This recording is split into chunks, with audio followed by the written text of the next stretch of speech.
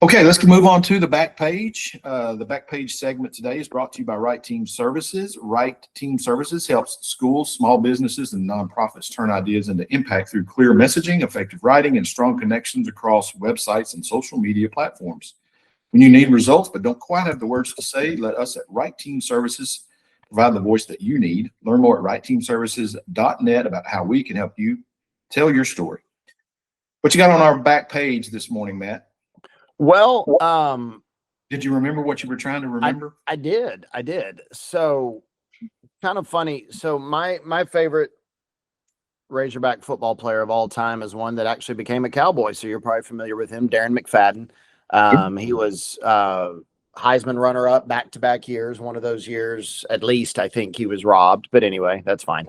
But almost no one knows who the quarterback was during his time at running back because he did so much wildcat quarterback. There was another running back we had named Felix Jones, who also played in the NFL. We had another running back, a fullback named Peyton Hillis then, who also played in the NFL. He actually led the NFL in rushing one year. So it was a loaded backfield. But the quarterback was a guy named Casey Dick, whose brother Nathan also played for Arkansas. Serviceable quarterback, and you really just needed someone who wasn't going to screw up so Darren and Felix could and Peyton could do their thing. Well, Casey Dick went on to become fairly recently, head coach at Fayetteville High School. So he stayed in the area. He's been the head football coach at Fayetteville High School until a couple days ago, maybe 1 or 2 days, I don't remember, earlier this week, he resigned as Fayetteville head football coach. And then I get an announcement last night that Rockwall Heath has hired Casey Dick as their new head football coach. So here's a program they're in one of those districts we cover. And at least I think that's where Longview plays usually. And boy, a guy from Fayetteville, Arkansas, which oddly enough, a couple years ago, Texarkana played Fayetteville, Arkansas in football. But here he is getting a job. I mean, look, don't get me wrong. Northwest Arkansas football is some high-level football, okay? But it's a different world when you come to Texas. And so I just thought it was a big deal that a former Razorback and Fayetteville High School coach is now the head football coach at Rockwall Heath.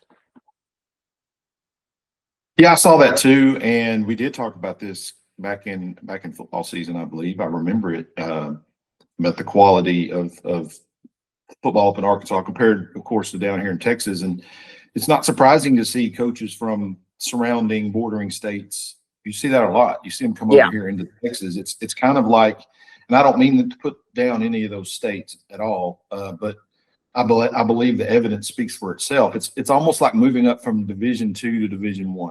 As a coach, it's kind of like a progression in your career if you can get the right job in Texas and make your mark here, as opposed to doing what Casey Dick was doing, a lifetime Arkansas guy. And he just kind of, it almost feels like, okay, I've accomplished what I want to accomplish here. Now let's go see if I can do something else. Yeah. And so kudos to him. Rockwall Heath's getting a good one, obviously. And that's somewhat close to home here with a couple of our local teams, of course, competing against them head to head. So it'll be interesting to see how that plays out. My part of the back page today, and again, I just kind of settled into coming up with 3 things, but I did want to talk about this question that's going around. And again, this is kind of one of those fluid things that could pop before anyone gets to hear what we're talking about. But there's this question that the Cowboys are facing. And again, the closer we get to free agency, I'm more encouraged by the fact that I believe the Cowboys are going to be players in free agency. They have to be. Yeah.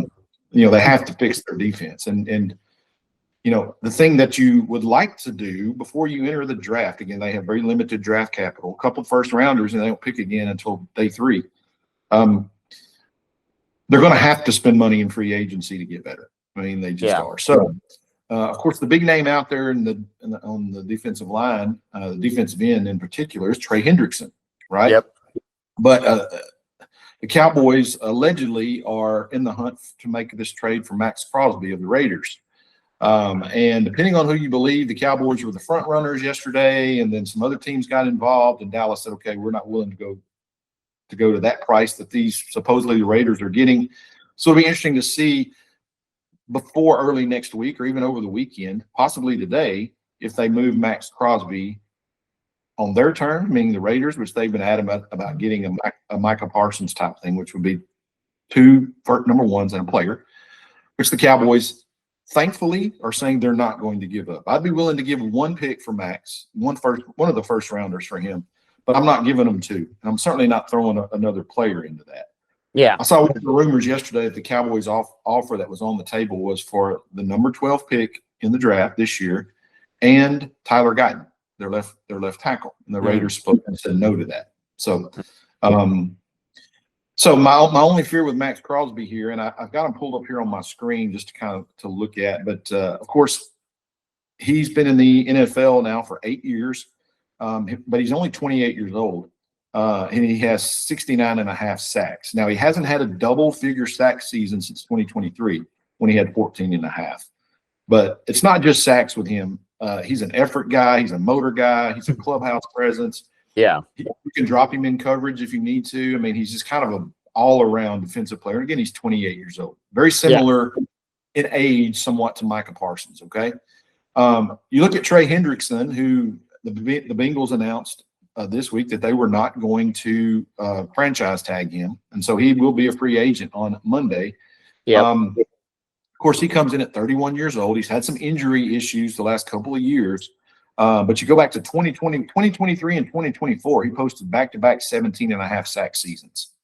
The issue with him, he's not probably as versatile as Maxx Crosby is. So, what's he going to draw on the open market? The question is, you could probably see Dallas signing him for anywhere between $30 to $35 million a year. Yeah. For a couple of years, maybe. I think that would be less expensive. I think Maxx Crosby comes in, his salary is somewhere around $30 million, which is a bargain for a pass rusher of his quality.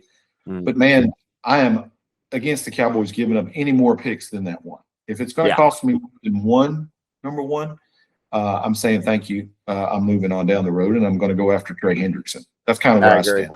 Yeah, I'm with you on that.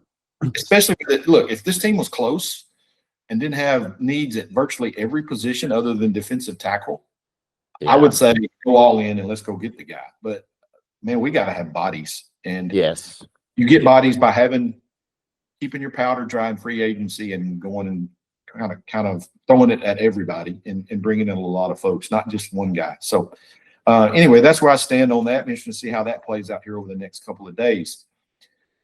We saw this yesterday at the very end. I think we actually had signed off, and you brought this up to me that it came across that the Rangers assigned 39-year-old Andrew McCutchen.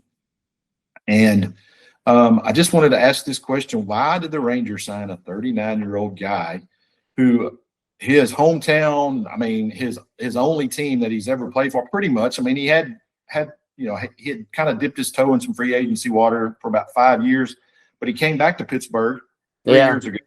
And so, he is by and large known as a Pittsburgh Pirate for his career, but he's 39-year-old Pittsburgh Pirate. And the Rangers brought him in on a minor league deal, kind of like a tryout, if you will. So my question was, why did the Rangers sign a 39-year-old Pittsburgh Pirate? Well, I went back and I pulled Andrew McCutchen again. He's a Pittsburgh Pirate. So unless you're somewhere in the area around Pittsburgh, you probably, or just a deep baseball fan, you may not know just how good of a player that Andrew McCutchen once was, at least. He has had a season where he's hit 31 home runs. That was back in 2012, so that was back in his younger days. I think we all can say we do a lot better in our younger days. Yep. But just 5 years ago in 2021, he had 27 home runs with the Phillies. Last year he had 13, and he had 20 the year before. So that tells me he can still swing it. Yeah. He's a good athlete. He can play the outfield in a pinch when you need to. I see the Rangers doing this as kind of a platoon kind of thing, maybe, if he can make the squad. Y'all remember the troubles Jock Peterson had last year? Who is still there, and right now is their full-time DH. Throw somebody in there against lefties like Andrew McCutchen. I could see this being a quality signing, not to mention the fact that he is a grade A #1 clubhouse presence. Yeah. To replace Marcus Simeon, who apparently got crossways with Corey Seager. Yeah. Over something, who knows? And we all know where Marcus is at now. But there is a void in that area, and I'm kind of excited about this. As excited as I can be again for a 40-year-old guy back in a Rangers uniform. Yeah, the clubhouse thing feels more like the answer there. But yeah, curious to see how it goes.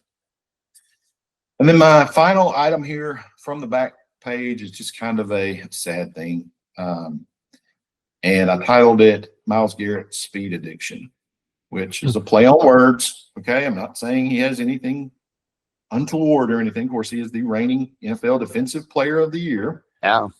A unanimous pick, I believe, for that. But he was clocked last month. He was going 94 in a 70-mile-per-hour zone on the interstate. I don't know that I've ever driven 94 in my life.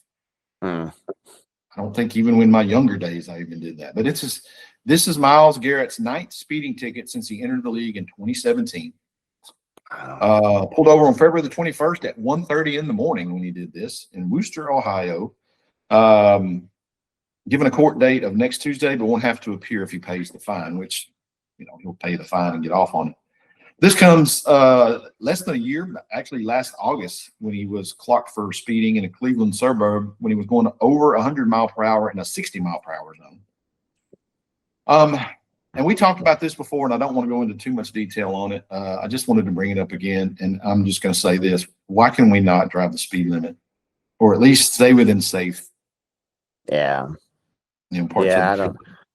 Did Garrett go to Georgia? I can't remember. No, he went to Texas A&M. I'm joking. Yeah, I know where he went. No, I was going to get to show my knowledge to you a little bit and scoop you, but no.